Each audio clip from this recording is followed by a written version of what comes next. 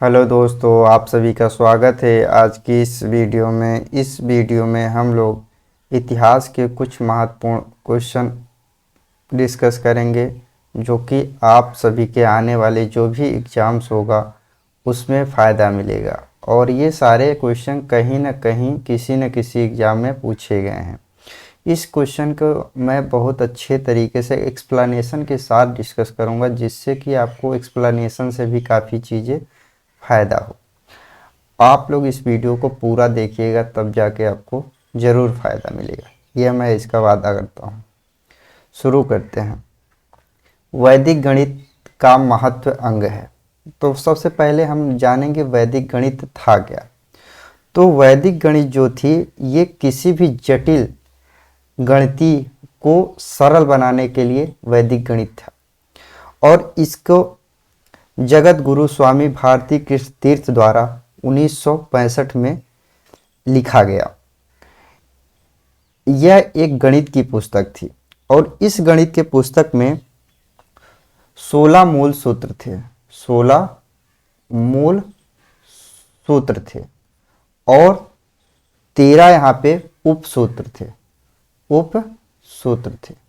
तो यहाँ पे जो 16 मूल सूत्र है, तो यही यहाँ से पूछा है कि एक प्रमुख कौन सा सूत्र था।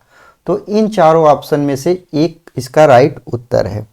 अब थोड़ा इसके बारे में और जान लेते हैं। तो वैदिक गणित को मानस गणित के भी नाम से जाना जाता है। वैदिक गणित के 4 स्तर थे: जोड़, घटाना, गुणा, भाग।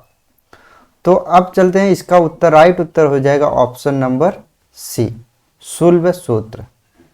उम्मीद करता हूं आपको क्वेश्चन बहुत अच्छे से समझ में आ गया होगा। ऋग्वेद के 10वें मंडल में निम्नलिखित में से कौन सा स्रोत विवाह समारोह प्रकाश डालता है।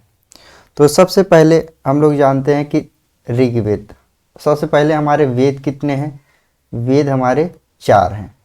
पहला है ऋग्वेद, दूसरा है सामवेद, और तीसरा है यजुर्वेद, और चौथा है अथर्ववेद। तो याद रखिए अथर्ववेद, ये 4 वेद हैं। तो 4 वेद में से पूछा है कि ऋग्वेद में एक स्रोत विवाह समारोह प्रकाश डाला गया है, तो 10वें मंडल में। तो किसका है? तो सबसे पहले 10वें मंडल, इसका तो उत्तर हो जाएगा ऑप्शन नंबर बी, पुरुष सूक्त का प्रकाश डाला गया है। अब हम लोग ऋग्वेद के बारे में और भी चीज़ें जान लेते हैं। तो ऋग्वेद में 10 मंडल हैं। कितने मंडल हैं? 10 मंडल हैं। और इसमें 1028 सूक्त हैं।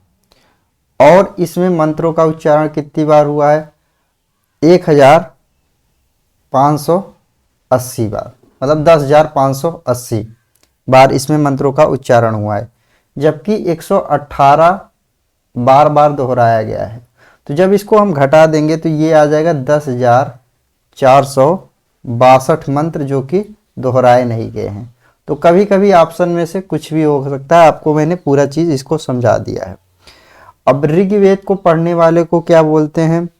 होत्री या होता कहते हैं। अब ऋग्वेद में कृषि का मिलता है 4थे मंडल में, गायत्री मंत्र मिलता है 3रे मंडल में, और 7वें मंडल में वरुण का उल्लेख मिलता है, और 9वें मंडल में सोम रस का उल्लेख मिलता है, सोम देवता का उल्लेख मिलता है, और 10वें मंडल में हमें पुरुष सूक्त का उल्लेख मिलता है। तो इतनी सारी बातों को आप ध्यान रखिएगा। अब ऋग्वेद में ही इंद्र को पुरंदर कहा गया है। तो आगे आने वाले भी ऐसे क्वेश्चन रहेंगे, तो जिसको हम तुरंत टिक करके आगे चलेंगे। किस वेद में प्राचीन वैदिक युग की संस्कृत के बारे में सूचना दी गई है? तो ऋग्वेद ऐसा था कि जिसमें प्राचीन वैदिक युग की संस्कृत के बारे में बताया गया है। तो इसका उत्तर ऑप्शन नंबर ए। उत्तर वैदिक काल में लिखे गए ग्रंथों का सही क्रम क्या है। अब इसको आप डायरेक्ट ही याद रखिए क्रम क्या है।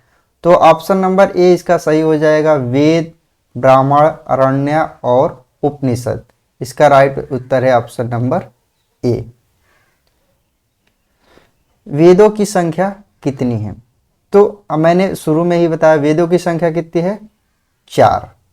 ऋग्वेद, सामवेद, यजुर्वेद, अथर्ववेद। ऋग्वेद इसमें सबसे पुराना है और अथर्ववेद इसमें सबसे नया है। भारतीय संगीत का आदि ग्रंथ कहा जाता है। ऋग्वेद, उपनिषद, यजुर्वेद, सामवेद। तो इसका राइट उत्तर होगा option number D, Samaveda. Samaveda में सारे गामा पाधा नी मिलता है और इसी से हमें भारतीय संगीत का जनक सामवेद को ही मानते हैं। प्रथम विधि निर्माता कौन थे।